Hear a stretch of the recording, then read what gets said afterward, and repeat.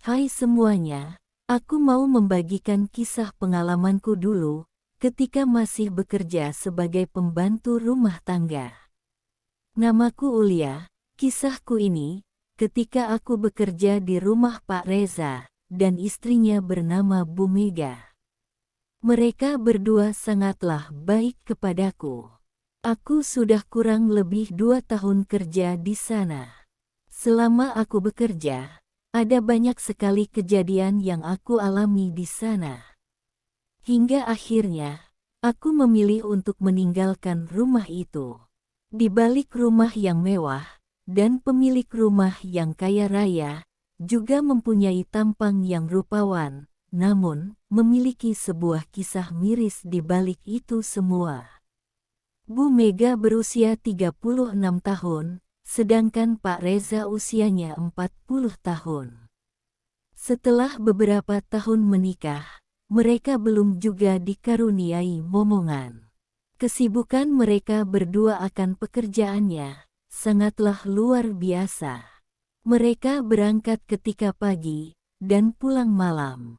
Bahkan, saking sibuknya, untuk sekedar sarapan pagi atau makan malam bersama pun jarang sekali mereka lakukan. Suatu hari, Pak Reza jatuh sakit.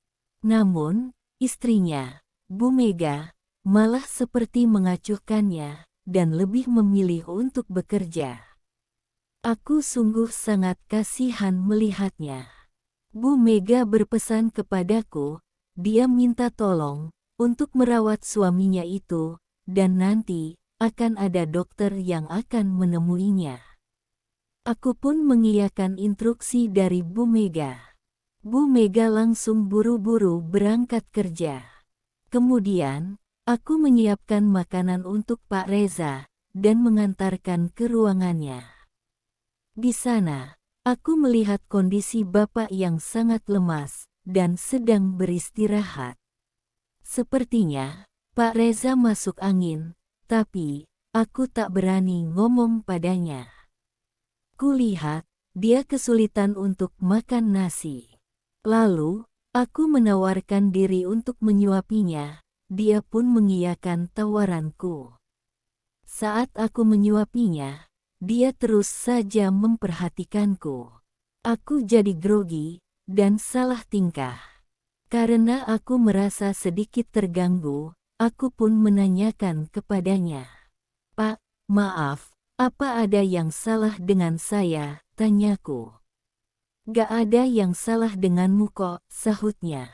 Aku pun melanjutkan menyuapinya, dan tiba-tiba, dia ngomong sesuatu yang membuatku bertanya-tanya dalam hati. Andai saja, kamu itu istriku, ujar Pak Reza. Aku pun hanya menunduk mendengar ucapannya. Terima kasih ya, ucap Pak Reza. Iya Pak, jawabku. Setelah menyelesaikan tugasku, aku bergegas beranjak ke dapur.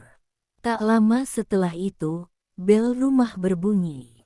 Aku bergegas membukakan pintu, dan ternyata Pak Dokter telah datang. Kemudian, aku mempersilahkannya untuk masuk. Pak Dokter duduk di ruang tamu, dan aku bergegas memberitahukan kepada Pak Reza, dan Pak Reza menyuruh dokter tersebut untuk masuk ke kamarnya. Aku pun mengajak Pak Dokter masuk ke tempat Pak Reza. Setelah diperiksa, Pak Dokter bilang, katanya, Pak Reza hanya kecapean dan banyak beban pikiran. Kemudian, Pak Dokter meresepkan obat kepadanya dan beranjak untuk pulang. Dan aku langsung saja ke apotek untuk membeli obat yang sudah diresepkan oleh Pak Dokter. Hari itu, seharian penuh, aku menjaga Pak Reza, dan yang membuatku terus berpikiran ialah, Pak Reza terus saja memperhatikanku. Hari itu, Bu Mega pulang sekitar jam 10 malam. Dan keesokan paginya, seperti biasa, Bu Mega buru-buru untuk berangkat kerja, dan dia juga masih berpesan untuk merawat suaminya itu. Karena Pak Reza masih belum sembuh juga. Seperti biasa, aku menyiapkan sarapan untuk Bapak dan merapikan kamarnya. Saat itu, dia bilang kalau badannya sangat lemas dan sedikit merasa sesak. Dan tanpa ragu lagi, aku pun bilang, "Sepertinya Bapak masuk angin," ujarku. "Emang penyebabnya apa?" tanya Pak Reza. "Biasanya sih, karena badan kecapean, terus, karena sering kena angin malam," jelasku padanya. "Memang apa obatnya?" tanyanya lagi. "Biasanya sih dikerok, sama dipijit badannya," jawabku. "Apa kamu bisa mengobatinya?" tanya Pak Reza lagi. Aku pun bingung untuk menjawabnya. Setelah aku berpikir, dan juga kasihan melihat kondisi Pak Reza, aku pun mengiyakannya. Tanpa keraguan sedikit pun, dia langsung duduk, dan sangat antusias, tak sabar ingin sembuh dari penyakitnya. Aku izin ambil minyak urut, dan sebuah koin. Langsung saja aku mengerok dengan koin, tak hanya warna merah, tapi sampai membiru. Aku pun mengerok seluruhnya. Terdengar, dia bersendawa dengan kencang berkali-kali. "Sudah selesai, Pak," ucapku. Dia langsung duduk, dan aku merapikan koin dan minyak yang kugunakan. Saat aku hendak mau pergi, tiba-tiba, dia mengajakku mengobrol. "Terima kasih ya, badanku udah enakan," ucap Pak Reza. "Iya Pak," jawabku sambil tertunduk. "Kamu sudah cantik, penuh perhatian lagi, pasti. Suami kamu nanti akan bahagia sekali menikah denganmu," ucap Pak Reza, yang seakan memiliki makna lain.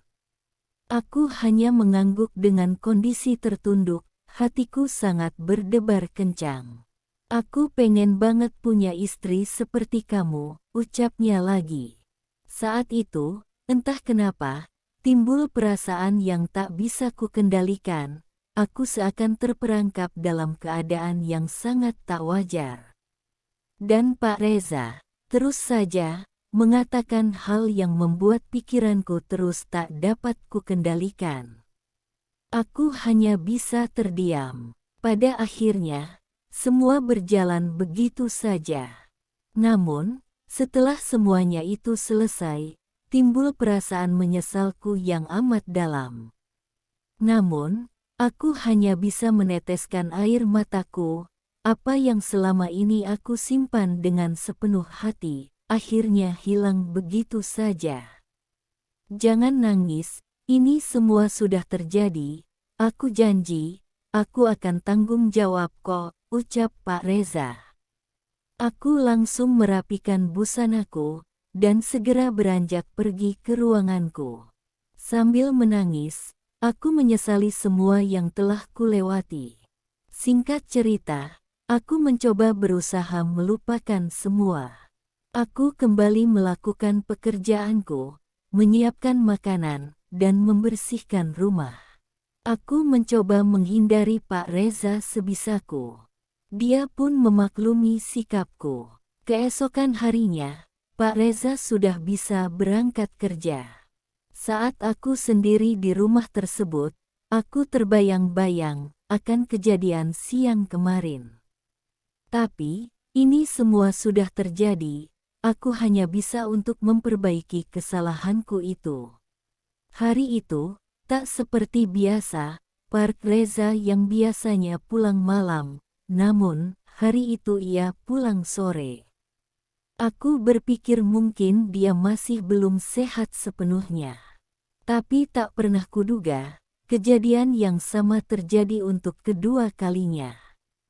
Saat aku memasak di dapur, tiba-tiba, Pak Reza menghampiriku dari belakang.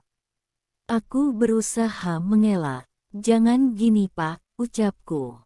"Aku kangen banget sama kamu, di kantor. Aku terbayang wajahmu terus," ucapnya. Dia pun tetap bersikukuh dengan apa yang ia pikirkan, dan terus saja, ia mengatakan, "Dan juga bekerja, akan hal yang membuat pikiranku seakan melayang jauh. Dan untuk kedua kalinya, semua terlewati begitu saja. Setelah semua terlewati, aku langsung beranjak meninggalkannya. Malam pun tiba. Bu Mega, istrinya Pak Reza pun pulang. Tepat pukul 1 malam, Pak Reza mengetuk pintu kamarku. Aku pun membukanya, dan bisa ditebak apa yang akan terjadi. Aku sudah tidak peduli lagi apa yang terjadi sekarang, yang penting aku bisa bekerja, dan mendapatkan gajiku, karena semuanya yang hilang, sudah tak bisa dikembalikan lagi. Kejadian seperti itu pun, terjadi berulang-ulang. Bahkan hampir setiap hari. Suatu hari, Pak Satpam yang menjaga rumah itu, minta tolong padaku, untuk membuatkan kopi, karena ada tamu di depan. Aku pun membuatkan kopi, dan mengantarkan ke pos Satpam, yang berada di pintu gerbang rumah tersebut. Dan tak sengaja, aku mendengar obrolan mereka. Mereka membahas soal Bu Mega, yang ternyata ada sesuatu dengan sopirnya. Tak hanya itu, dia juga ada sesuatu dengan bos di tempat kerjanya. Saat mereka melihatku, mereka langsung merubah obrolannya. Aku kembali ke rumah. Aku sungguh sangat merasa kasihan dengan Pak Reza. Kok bisa, Bu Mega seperti itu? Karena rasa kasihan dengan Pak Reza, aku makin ikhlas untuk melewatkan dengannya. Bahkan, aku mulai menaruh perasaan padanya. Singkat cerita, setelah setahun perjalanan ini, aku baru menemukan fakta yang membuatku sangat terkejut. Saat itu, Pak Satpam minta kopi untuk diantar ke pos. Di situ, ada beberapa orang, bahkan ada sopir Pak Reza, dan juga sopir Bu Mega. Sedangkan Bu Mega dan Pak Reza sedang berlibur keluar kota. Di pos tersebut, mereka kelihatan sangat asyik sekali mengobrol, sambil tertawa kegirangan. Aku merasa ingin tahu pembahasan mereka pun mencoba berjalan dengan mengendap-endap, dan menguping pembicaraan mereka. Ternyata, mereka sedang membahas tentang Pak Reza. Dan aku mendapat fakta, bahwa ternyata, Pak Reza mengetahui soal Bu Mega dan bosnya. Dan lebih parahnya, Pak Rezalah yang menyuruh Bu Mega untuk mendekati bosnya, karena perusahaan Pak Reza sedang diambang kebangkrutan dan membutuhkan investor. Tapi, karena sopirnya juga mengetahui akan hal itu, akhirnya, untuk menutup mulut supirnya, Bu Mega memberikan hal yang sama kepada sopirnya itu. Akan tetapi, Pak Reza tidak tahu akan hal tersebut.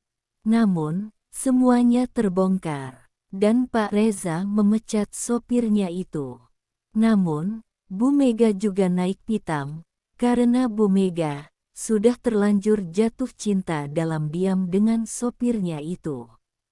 Kalau sopirnya dipecat, dia mengancam akan mengakhiri hubungan dengan bosnya. Dan Pak Reza harus mengembalikan lagi uang yang telah diinvestasikan ke perusahaannya Pak Reza. Akhirnya, Pak Reza tak berani memecat sopir Bu Mega, dan kembali bekerja, dan juga menjalin sesuatu dengan Bu Mega, dalam diam. Karena Pak Reza merasa dikhianati, ia melakukan sesuatu yang sama dengan sekretarisnya. Dan kini aku tersadar, atas kebodohanku, ini aku menyesal mencintai Pak Reza, dan aku harus keluar dari keluarga ini. Tapi, aku tak mau bikin masalah makin kacau. Akhirnya, aku menunggu kepulangan mereka dari liburannya. Aku mengundurkan diri baik-baik, karena, aku bilang, orang tuaku menyuruhku pulang, untuk menjaga mereka yang sudah tua. Mereka pun mengizinkanku, Meski Pak Reza terlihat berat melepaskan kepergianku. Mereka memberiku sebuah amplop yang berisi uang gajiku, beserta bonus yang lumayan. Aku hanya bisa berterima kasih. Pada akhirnya, aku bisa keluar dari keluarga itu. Aku pun langsung pulang ke rumah. Singkat cerita, setelah setahun berlalu, namun, Pak Reza masih mentransfer uang untukku.